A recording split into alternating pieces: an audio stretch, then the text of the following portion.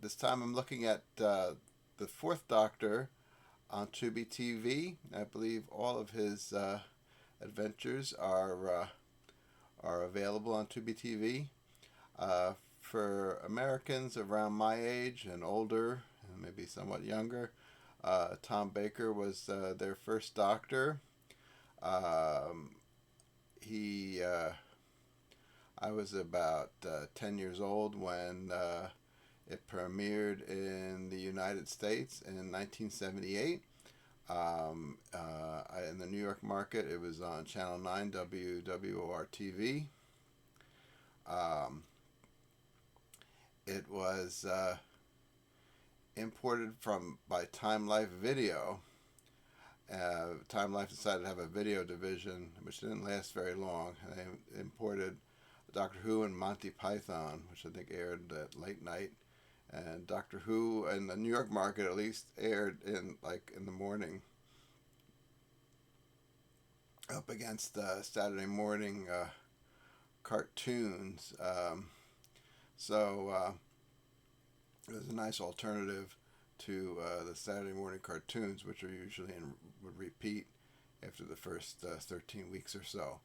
Um, I noticed in our newspaper, we didn't get a TV guide, but we got our newspaper, our local newspaper, listed. It just said Doctor Who. The first title of the first episode was called Robot, and I was very excited. And on Saturdays, we would usually go to my grandmother's house, so my mom could get out of cooking, I guess, for the week, at least for Saturday, and it was just I just was excited. I said I want to go to grandma's early.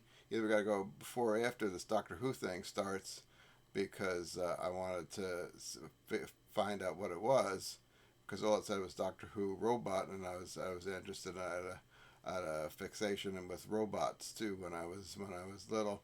So so we went to grandma's. I did get to see the first episode.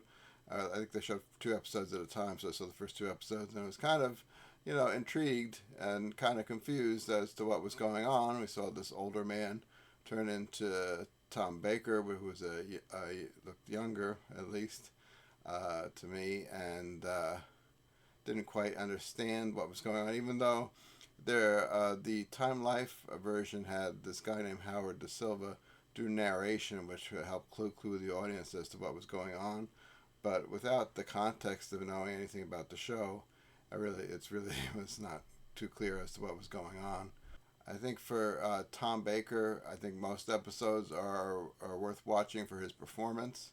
I think again he was is still probably my favorite. He's kind of tied with Patrick Troughton, whose I think characterization was my favorite. But Tom Baker's acting and presence, and his the way he delivers his lines, and I think he really, and if you see some of the behind the scenes stuff, he really cared about the show and or his performance at least, to when he dressed to add things and to change lines and to contribute to the show as well. So a lot of the Doctor, I think, reflects his personality. Um, So the first one is Robot. A lot of fans don't like this one. I think it's a lot of fun. It's about a giant robot. It does, and it covers Asimov's laws of robotics. That robots should never harm humans, but he's given conflicting orders, and that he has to protect humanity, and he has to kill enemies of humanity. It's from this evil like think tank organization of scientists who want to take over the world, and they want to use the robot to help him do that. And they also have the robot steal a death ray, and that's very dangerous. And so, but with the giant robot and the death ray, they plan to start world domination, I guess. Um, Again, it's a lot of fans are like. I think it's always great to see Tom Baker's performance, and this episode has a special place in my heart as the first Doctor Who episode that I saw.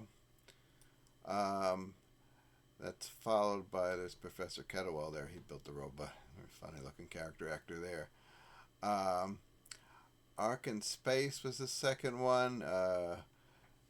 There he takes Harry Sullivan and Sarah Jane off to the far future, and people in kept in stasis on a space station hovering around the Earth. This is a very clever thing too. They reused the set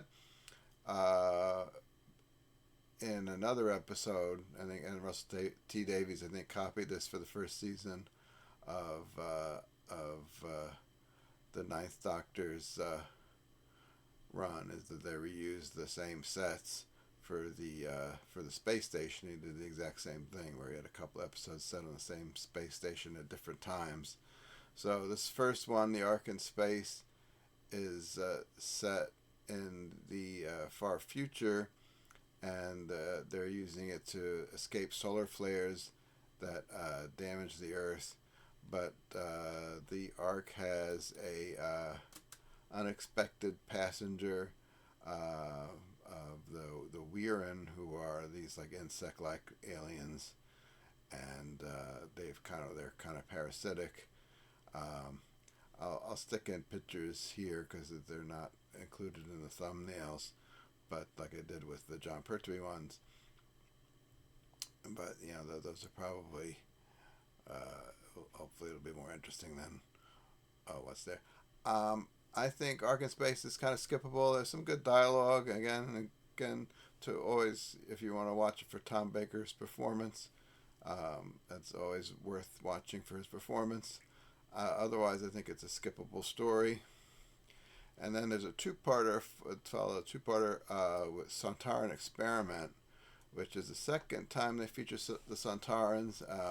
Again, Sarah Jane references links from the Time Warrior, since she had encountered them before. But as somebody watching it for the first time, you don't know what she's talking about. And if you haven't seen the Time Warrior, it doesn't really take away that much from the episode.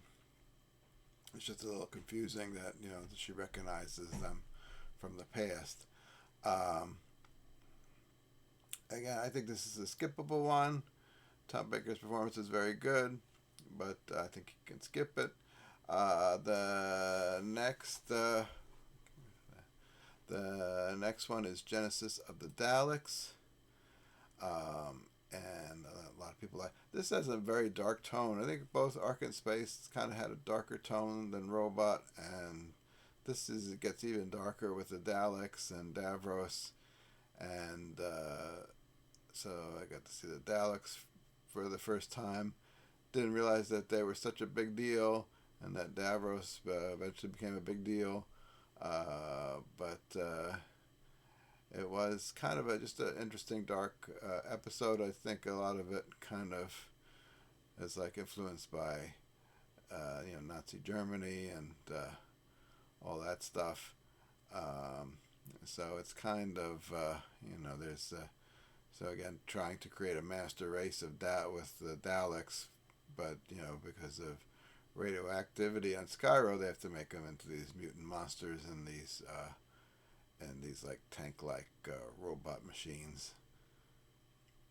So that's one thing I forgot to mention. I think the original Daleks episode is like not only influenced by H.G. Wells' Time Machine, but also H.G. Wells' War of the Worlds, where the Martians kind of wear their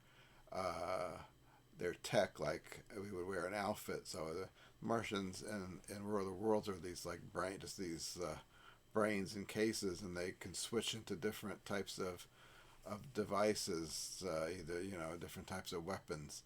So I think that was also borrowed from H.G. Wells, as well as the plot of the original Daleks episode with the first Doctor was borrowed from the Time Machine, but the idea of the Daleks, I think, was borrowed from War of the World as well. Forgot to mention that one. Did the William Hartnell one. And then there's Revenge of the Cyberman. I think that this is a skippable one. Overall, I don't like there's lots of things about it that I don't like, but it's kind of hard to follow with the Vogons. Are they Vogons? I forget what Vogons from Hitchhiker's Guide to the Galaxy. I can't remember.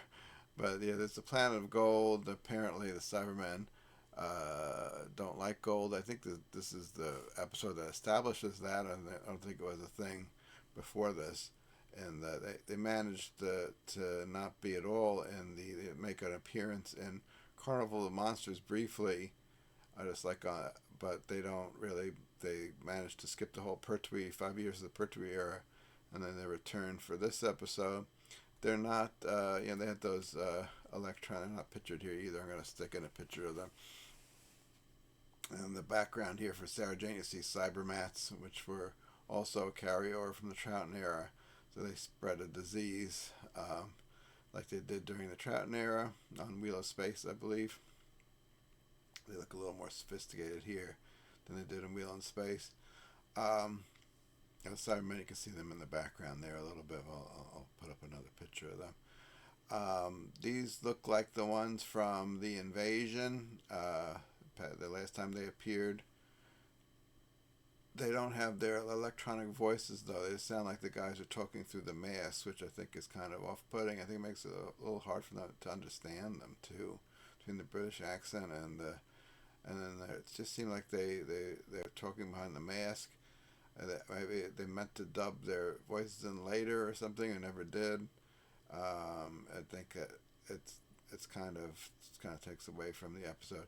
And this one is also set on so you reuse the Ark sets.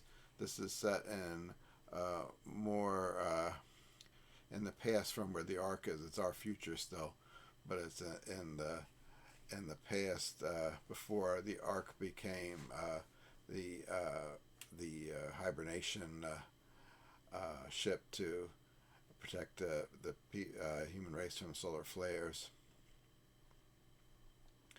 So that's the first season for Tom Baker. I'm going to do the first 4 seasons because those were the ones that were reran on Channel 9 for many years. So apparently Time and Life got out of they entered in the syndicated television business in 78 and got out of it in 81. But I remember this rerunning on Channel 9 for many years. So it's kind of funny. I think it must have at least went until 1985 at least, I would think, but I'm not sure. I'll look at season 13, and then we have Terror the Zygoons, which is a very good episode. I'm sure the Zygons aren't featured in any of these thumbnails here. This is actually and the Zygons are very impressive. Their ship is very impressive, considering how notorious Doctor Who is for bad special effects especially from this period. It's amazing how great the Zygons look. They're even the special effect where the Zygons can change form and to look like people, and the special effect where they change from Zygon to human is quite impressive, especially for that time and for Doctor Who. What kills the episode, though, is at the end, and I'll stick in a picture. So by part 4, the Loch Ness Monster shows up. So the Zygons are living in Loch Ness. They're using the monster is living there. It's their like pet, and they use it to they feed off it's also a cyborg. They keep it alive with cybernetic parts, and supposedly, and then they drink it to milk, I think, and that's why they keep it alive in the loch. And their ship is also underneath water in the loch. And there's a Zygon in the background there. You see him there. behind that. I think this guy is also a Zygon in human form. Um, so what kills the episode is when the Loch Ness monster appears. It looks like it's very. I'll put a picture up. It looks like uh, the Pez dispenser. Or one of those things that you buy. They have these things for these little puppet things that they have for the kids at the where you go to like the museum or something. You buy at the museum store. It looks like one of those. Somebody took one of those. And I don't think they had those in those days, but it looks like I took one of those and used that as a prop. So that and there's some like stop motion shots too of the Loch Ness monster with the chasing the doctor, and it's just that really, I think it's amazing up until that point. It's like Doctor Who always tries to, it's like very high imagination on a very low budget. So it's kind of, they always do. I always feel like American TV shows like always try to avoid this kind of stuff, and they kind of wind up being boring because of that. Doctor Who's doesn't avoid any of that stuff. It's always over the top, and it's like always. Not able to put its money where its imagination is, and it's never really that well realized. And next is Planet of Evil. So I think one thing Terrence Dix was the script editor at this point, and he wanted to use different classic movies and I guess novels from the past. Robot was based on King Kong, and believe it or not, and then because he grows to giant size at one point, and he abducts Sarah Jane, so that was like a King Kong. Planet of Evil is based on Jekyll and Hyde, and I think this is a skippable one. You can watch it for Tom Baker's performance, and that's probably the best thing in the episode. This is Dr. Sorensen. He gets infected with antimatter and becomes a Dr. Jekyll, Mr. Hyde type of creature. These like see-through antimatter beings, and I don't think it's that great of a story. I think it kind of plods along, even though it's only 4 parts. But again, you may want to watch it for Tom Baker's performance.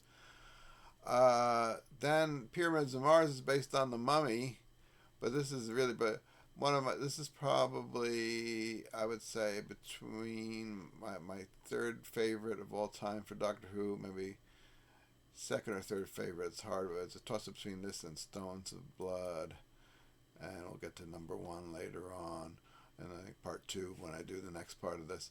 But Pyramids of Mars involves an Egyptian god named Sutekh, who was actually an alien. So this is influenced by Chariots of the God. There was a book called Chariots of the God saying that a lot of what the ancient people believed were gods were actually space aliens, and this one ties in Egyptian mythology with space aliens. So Sutekh is part of the Osirians, and he's trapped on. He's quite evil, and he's trapped on Mars in a pyramid by his brother Horus to keep him from destroying, I guess, the Earth and the rest of the immediate area. So he's trapped on a pyramid on Mars, and it's funny, and I guess it must have been recent in the news that they discovered that the Viking rover had discovered that an object on Mars that looked like a pyramid. It must have been not too soon before this episode was made, I think. Sorry, that was a strange coincidence, but it's kind of, not too soon before this episode was made, they discovered that there was a pyramid on Mars, or an object that looked like a pyramid. So I thought this was, it was a very brilliant episode, very eclectic, set in 1911, and it's set in this priory, or it's like a large house where the unit headquarters had moved to. And it's one of the better episodes of Doctor Who. And I'll put up some stills and then just show you the Sutekh and the mummy robots that were part of Sutekh's henchmen there. And there's Marcus Scarman. Let's get that for now. But again, this is like again a not to be missed episode. If you do watch one old classic Doctor Who episode, probably should be this one, or City of Death, or Stones of Blood. Those are probably my three favorites of the series of all time, and that's including New Who too. Android Invasion. I don't know if this is, I guess, maybe from Invasion of the Body Snatchers. I don't know what inspired this one. This is, and there was like the Brigadier. Nicholas Courtney wasn't available to film this, so they had some like stand-in guy for the Brigadier, which they kind of took away from this too.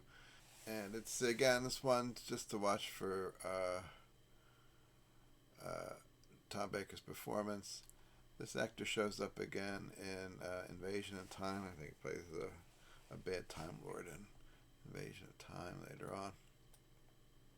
This is the stand-in for the Brigadier, so it's kind of like looks like the Brigadier a bit too. I think that's kind of that's unfortunate.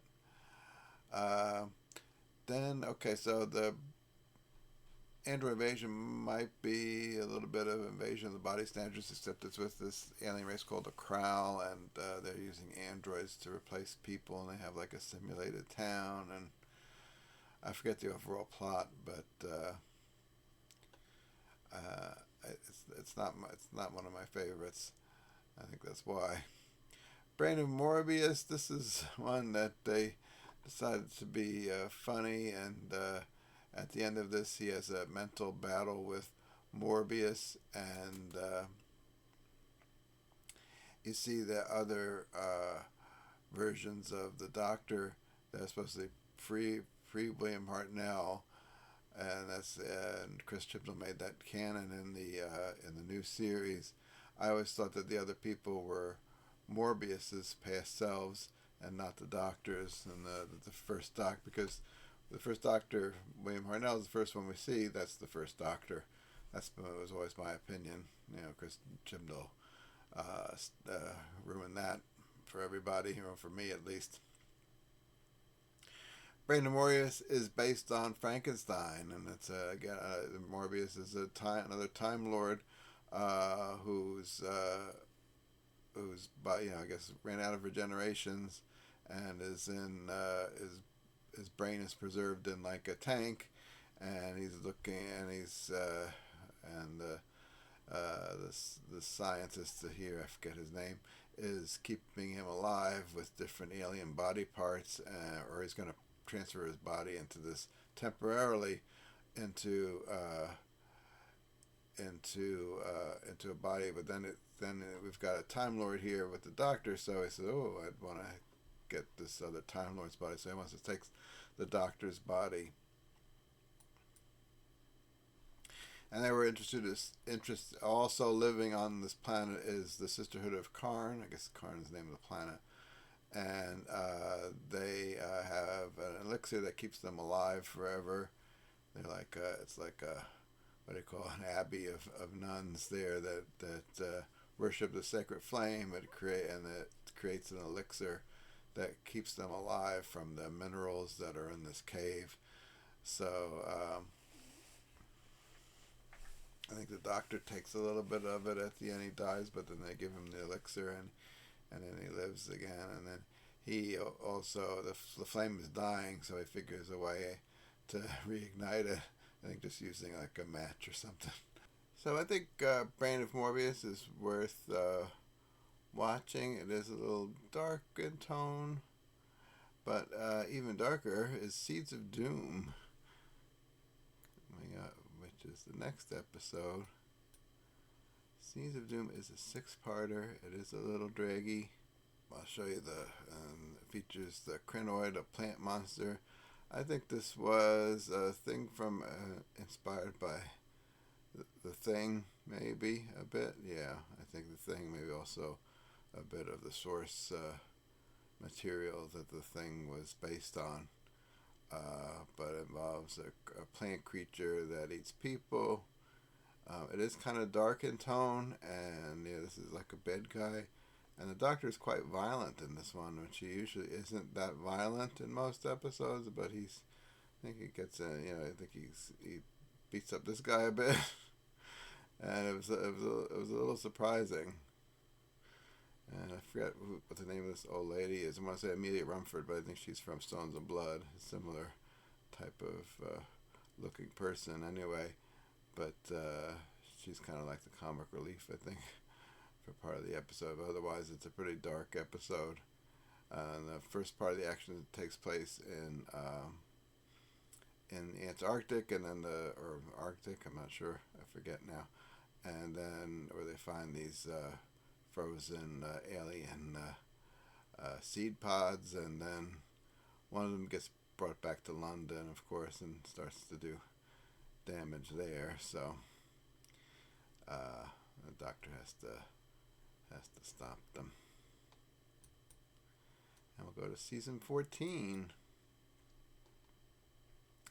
Oh, Mask of Mandragora.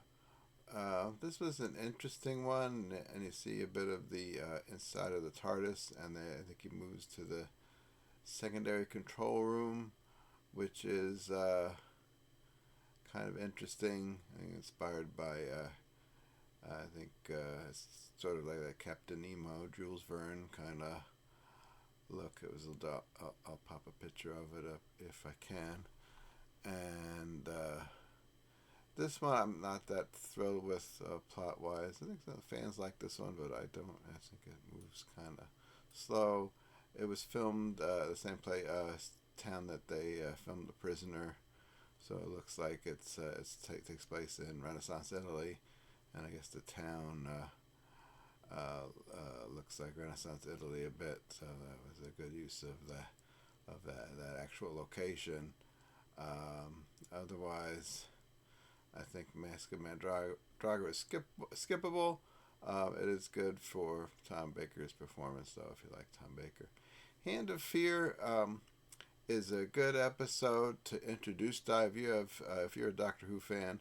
I think this is the best episode to introduce Doctor Who to a new audience, or a new, if you have a friend that never saw the classic Doctor Who before, and you want to show them Doctor Who, I think this has all the elements that I like about Doctor Who is all rolled up in this one episode. You have a crazy monster that is, again, a space alien woken up because from a quarry. So they film on a quarry instead of being an alien planet. It's an actual quarry. Most of the Doctor Who stories, when they take place in a quarry, it's supposed to be an alien planet. But in this case, the quarry is an actual quarry. They're doing some excavating, and this Doctor and Sarah Jane materialize, and just as they're about to explode the side of the quarry to release some rock, and it releases an ancient hand that is part of a silicon-based life form from the planet Castria. He was an exiled alien, and it can use the radiate. It has this ring on its hand, and it uses it to hypnotize Sarah Jane, and she takes the hand to a nuclear plant where it could absorb the energy of the nuclear plant and reconstitute itself to full form. Of course, it's dangerous. I don't know if they show you Eldrad. It's in Eldrad has a female form and a male form, and it's dangerous. And either way, so the Doctor agrees to take Eldrad back to its home planet, but it says it has to take it back. He says he can't change time.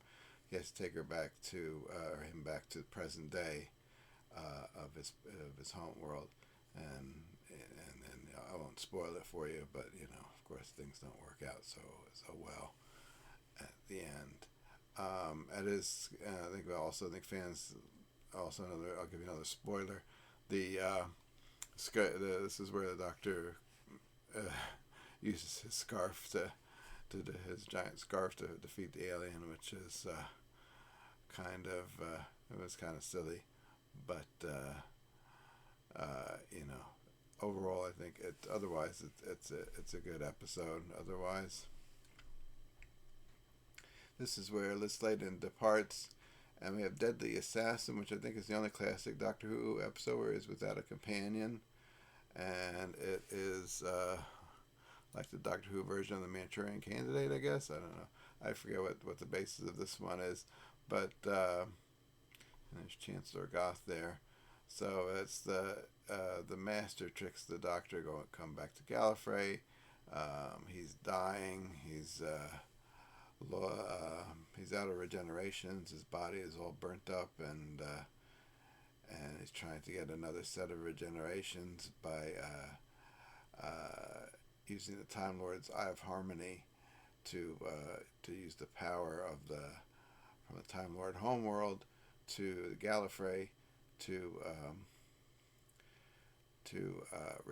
reconstitute himself or to get himself another set of regenerations. The daily and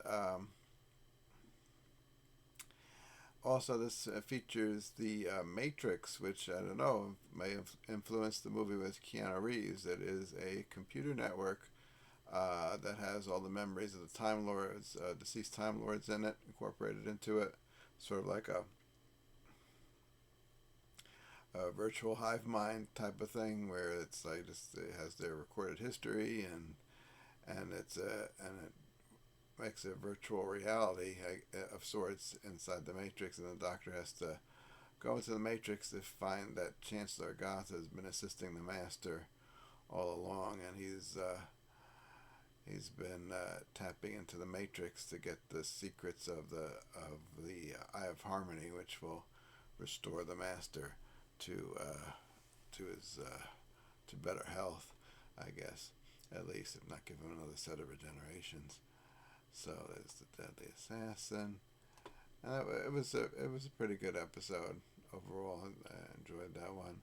Next is Face of Evil, which this introduces Leela as a companion. I don't know if she's pictured here, but this is so apparently on an unseen adventure, the Doctor uses his brain to fix a ship's computer, an artificially intelligent ship's computer, but this develops the computer develops kind of like a split personality or schizophrenia or something goes wrong, and the team remains trapped. So the ship occupants remain trapped there, and they're broken up, and one becomes a primitive tribe called the Sever Team, based on Survey Team, and the people that remain inside the spaceship are the technicians, and they're called the Tesh. And I think it's a pretty clever episode. I think it's only a 4-parter. It's drawn out a little bit. I think it's worth watching. This brings us to Robots of Death. Another episode is one of my favorites. I don't know where this ranks, but it's probably, again, definitely within the top 15, if not the top 10 of Doctor Who episodes. Very stylistic. The sound effects, the way the robots, this is two of the robots there. I don't know if it's the same one. The way they conduct themselves, and even though they look like guys in costume, they still it's the way the sound effects and the way they talk and the way they conduct themselves. I think it's really neat. It's something that I think makes the episode interesting, or helps make it interesting. And this is a murder mystery on board a sand minder. I guess they're getting precious minerals out of sand from this planet, and these people from Caldor City become rich from mining the sand and taking it back to their home planet. And these, I think the robots are very clever. This D-84 is supposed to be a servant that doesn't talk. It's a robot that doesn't talk. It does a basic task. But it turns out he's actually an agent to find out what's going on the sand miner, and they find that somebody's been tampering with the robots, and so they get these little, you see the red eyes here, and they're actually murdering people when they're not supposed to be able to. So it's like a closed room mystery kind of thing, where you have to find out who the real killer is and who's been reprogramming the robots to kill. The next episode, Towns of Wen Chang, is this is Towns of Wang. It's Wen Chiang, I think, and this is a fan favorite, but it's notorious because it's there's an actor in yellowface, basically an actor, a Caucasian actor playing a Chinese character. There's a picture of him on the poster there, and it's set in Victorian London. I think that's what's part of the appeal of it. And it's about a human time traveler named Magnus Greil who's from Iceland in the far future, like a year 3000 or something like that. And he goes back, and he has a time travel experiment, but it makes him very sick. It kind of destroys his body, so he has to prey on young women to regenerate himself, or to keep him alive, to keep him stable and alive. But then he's also trying to repair his time cabinet, which originally crashed, I guess, in mainland China. The Li Sen, I think it was Li Sen Chang or whatever his name is, the Li Sen or whatever his name is, I forget, finds him, and it brings him back to England because, during, I guess, the Boxer Rebellion, or during the Chinese, the British took a lot of Chinese artifacts back to the UK with them, and so one of the artifacts is this guy Lightfoot, Dr. Lightfoot, has in his collection, and is actually part of Magnus Greil's time machine. So he has to recover it. This features Roy Deep, who played the Oompa Loompa in Tim Burton's version of Charlie and the Chocolate Factory. He's Mr. Sen, and he's a peking homunculus, which is it's supposed to be like a robot with a brain, pig cortex for a brain. And it's interesting. And he appears kind of like a puppet as part of the magic show, but he's really an autonomous little robot thingy. And other than the unfortunate actor in yellowface, it is an interesting episode. Also, I didn't like there's a giant rat in this too, which I didn't think was very convincing. I thought it was silly when we saw it. It's kind of annoying, makes an annoying sound, and is not very convincing to me. Even though I think a lot of work went into making the rat's mouth move and stuff like that, I don't think it works that well. We'll go to season 15. Hor Fang Rock is another one of those. This features the Rutons, which were mentioned. There was being at war with the Santarans for thousands of years or whatever, and here one is crash lands on this island where there's a lighthouse and there's a shipwreck there as well, a regular ocean ship, and so this is a closed room. I find this very boring. Tom Baker's performance, of course, is for me, it's the only thing worth watching in this episode. Seems like a lot of people like this one too, but I don't really care for it. I think just about everybody dies too. I think so. It's kind of a sad episode. And there's the Invisible Enemy, which is a fun one. It gets criticized. I think this is one where they kind of bit off more than they could chew special effects wise.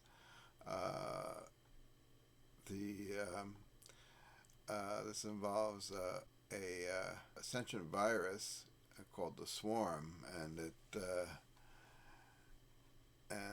it's a little bit of a take on Fantastic Voyage, where because the doctor has to clone himself, miniaturize the clone and send it into his body along with the clone of Leela to take out this virus. It is it's a little bit silly and over the top, and they kind of bit off more than they can chew. But the best part of this episode is it introduces K9, who becomes a companion. So they did talk about D84, that was the robot from Robot to Death, becoming a companion. They liked that character, but then they held off on adding him to the TARDIS crew. And then later they picked up K9, which was I think he's one of the few one of the first radio controlled robots. It's an actual radio controlled robot that was on used in a story. So it's a voice actor doing the voice. It's David Leeson, I think, who does the voice, and K9 is actually just a radio controlled robot. He was a popular character. This was again after Star Wars hit big, and Star Wars had cute robots, so Doctor Who decided to add a cute robot in the form of K9, who's who has a little blaster that comes out of his nose. He's very cute. I'll show a picture. And he became a popular character. A lot of times he was not written in the episode. A lot of times he'd stay behind the TARDIS because it was not written for, or wasn't appropriate for him to be out and about in the episode. So he's not an image of Fendle at all. But so the next episode is Image of Fendle, which I think it's a very dark but an interesting episode, and it involves, it's kind of another probably inspired by Quatermass, and where it's this race of beings called the Fendle actually affected human evolution because to make basically to use people as a food source. I guess they feed off. They have to evolve the life forms on a planet, and then they feed off the human life form when it evolves into a something that it can consume, I guess. So it's I think more like through psychic energy or whatever. So it is kind of, I think it's a very interesting episode. It is the Fendle look a little silly, as does like the I guess the core creature, which one of the scientists gets converted into the main creature, because like the Fendles are kind of like also like parasites, I guess. But it's a little on the scary side, I think, but not, for Doctor Who, it's really hard to be too scared because again the special effects are kind of not the greatest. The Sunmakers is one. I think I like the overall idea of the story. It's again a very bad execution. It seems like they ran out of money for a bit. All the sets look like they filmed within a building or something. It was not very well done. It's supposed to take place on in the far future.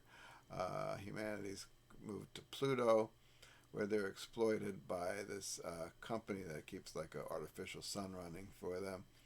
But the people are exploited, and it's kind of an anti-capitalist story. And while I don't mind the overall message, I just think unfortunately it's not that. It's kind of a lackluster story. There's a guy called the Collector who's quite funny. There was a little character actor, but that was his performance, and I guess of course Tom Baker's performance are probably the most interesting things for the episode. It's otherwise pretty skippable. Underworld is another one that suffered from, they use a lot of green screen in this to simulate caves.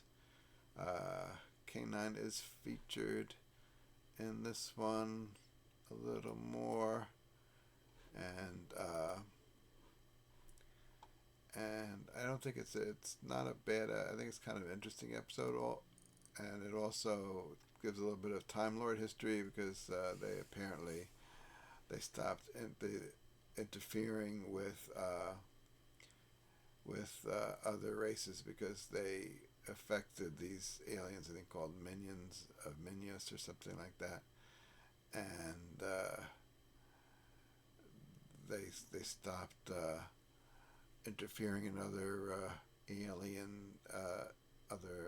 aliens' business because they badly affected these people and it caused them to have a nuclear war or whatever.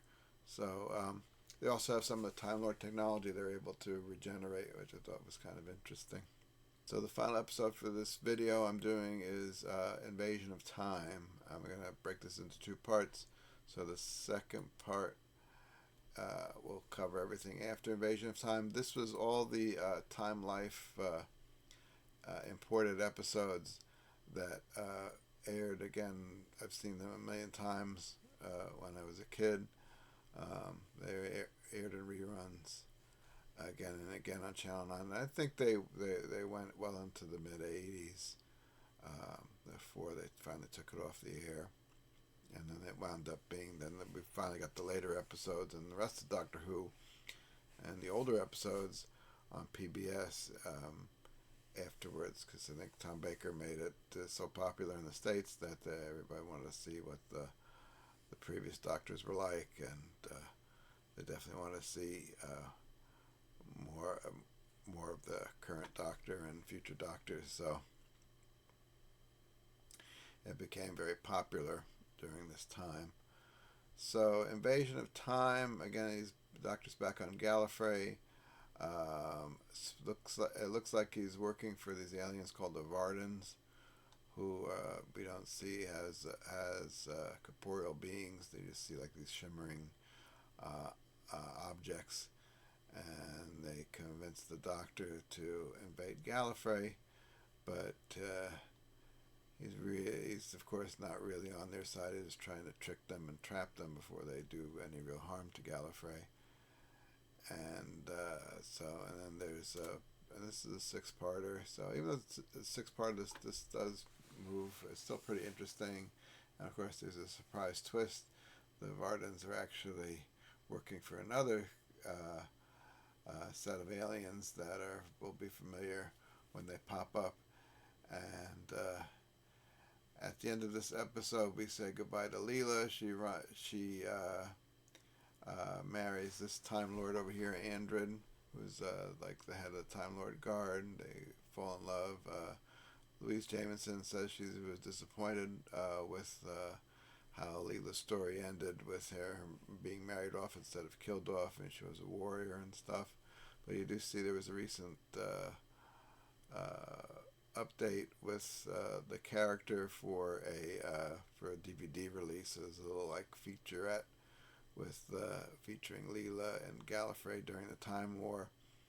So you see what happens to her in Gallifrey during the Time War. So I thought that was interesting that they brought her back, and hopefully maybe they'll bring her back in the new series. And that's going to be it for this time. I'm going to do the rest of Doctor Who. There's 3 more seasons to go on the second part of this. And we'll see you next time. Thanks for watching. To Spaceman Matt's Sci-Fi vlog today. The fate of the world depends on it, I guess.